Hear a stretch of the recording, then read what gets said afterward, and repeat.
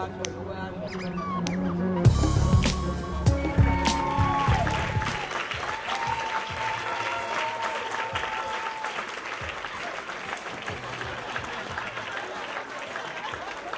would have been good.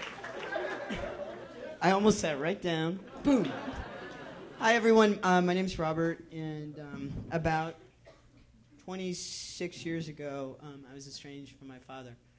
Well, I wasn't exactly estranged. He booted me out of the house. Anyway, recently he and I have reconnected, and this is a letter that I'm sending to him this week. Dear Dad, I know you have questions. I know you're confused. I am too. I wish I had all the answers. Well, maybe not. Maybe I like knowing there are no answers. When I came out as a dyke, I didn't know how you would respond. You told me you didn't want me around the house. I was scared to be on my own. I was 18. But the funny thing is, it didn't feel like such a big deal to come out. I wanted to sleep with women. And once I came out, I could.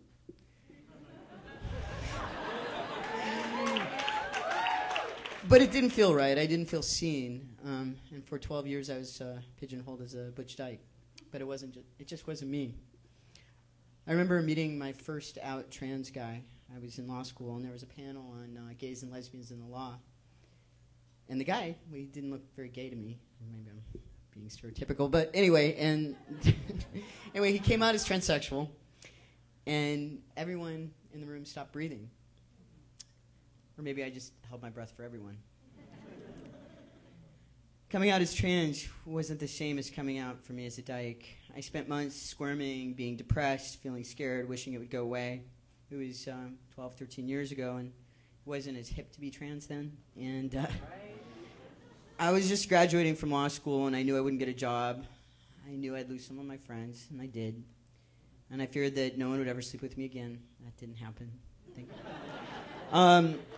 All those things came true and didn't come true. For a year, I kind of stumbled about.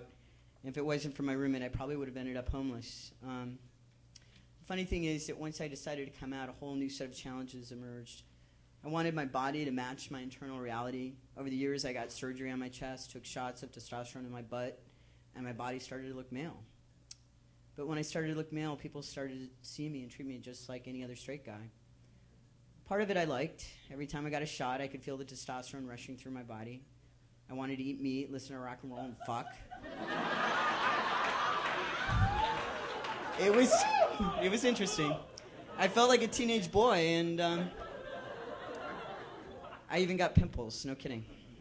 But Dad, the thing is, I'm queer. As my body started to solidify my identity, I found my internal reality wanting more fluidity, wanting to dislocate people's narratives about me, wanting to challenge myself even more to break down fixed notions of masculinity. I found myself even less seen and less understood than before. How fucked up is that? The testosterone changed my body, changed my personality. I became less sensitive, more aggressive. It brought out some of the worst parts of my personality. Last year, I stopped getting shots of testosterone. See, Dad, I've realized that I have a different project for my life. I don't want to be just a man like everyone else. My politics, my life, and even my love are a lot more fluid than that. I want a different world for myself. If I were to tell you that I think that there aren't two boxes to check off on gender, would that make sense? If I were to tell you there is as many genders as there are people, would that make sense? And some of those genders aren't male, and some aren't female, and some are both. If I let myself be free, if I let myself go, I find that I don't want to relate to the world in those ways. Sure, people are going to read me the way they read me. I can only do mine and not get caught up in other people's shit. I think I see another world coming, and I think we can do better. I know I want to. Doing it the way I did before had too many costs to me and undermined my integrity. I was going against myself. And I don't think I'm alone. I think there's a lot of us trying to do it different, trying to challenge ourselves to be free, to be unafraid of breaking the silence about how we do our lives, how we do our gender, and how we love. I love you, Dad. When you sent me that birthday card that was addressed to your son, my heart tugged. I knew you were trying, and I knew that no matter how confusing it was to you, you knew it was important to recognize me differently. But I hate to break it to you, there's more to recognize. And not just about me. See, I think the world does violence on us when it tries to make us into what men are supposed to be. And I think we do violence against ourselves in trying to become men. That violence gets externalized. We find ourselves abusing others, violating ourselves. Can you see it? Can you see the emotional costs? It takes on a different meaning, a nuanced meaning, when I as a trans man say this. Aren't you thinking, because I'm trans, I have the choice to be man or not, right? The choice to be male was mine, and so why am I rejecting that what I have chosen? Yeah, but see, I think we all choose our gender, how we express it, how we create it, how we perform it. I chose to be male to express it outwardly, what I felt within, but I didn't choose and don't choose all the baggage that comes along with being a man in this society. I hope that you can see that I want all of us, to see that we can choose. We can be free. We can reimagine the world we are in and the world, the way we relate to each other. We have our contradictions in our gender. See, by doing this, we begin loving ourselves in ways that begin to bring about not just our own happiness, but long-term change that will, if we choose, end our wars, end our violence against women, end our violence against ourselves. I bet you don't remember this, but you once told me you had a hard time reading books by women and people of color.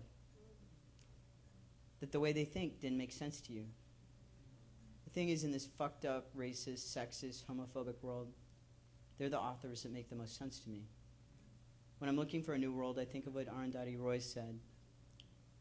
Another world is not only possible, she's on her way. On a quiet day, I can hear her breathing. So much is at work to make me invisible, to make any sort of gender fluidity invisible. Breaking the silence about our gender jail and daring to speak about the potential for freedom directly challenges the normalizing tendencies of our world.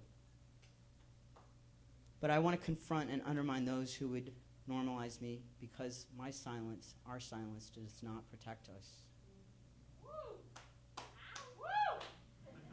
The transformative power we have collectively when we choose freedom together can alter power in ways we don't even recognize yet. I do believe that by challenging these power systems, we also begin to combat other interlocking oppressions. I hope you'll join me, Dad. See, Dad, when I look in the mirror these days, I see you. I see the same eyes, the same salt and pepper that crinkles around my eyes, and even the cowboy boots. Dad, we can breathe it together. I love you, Dad.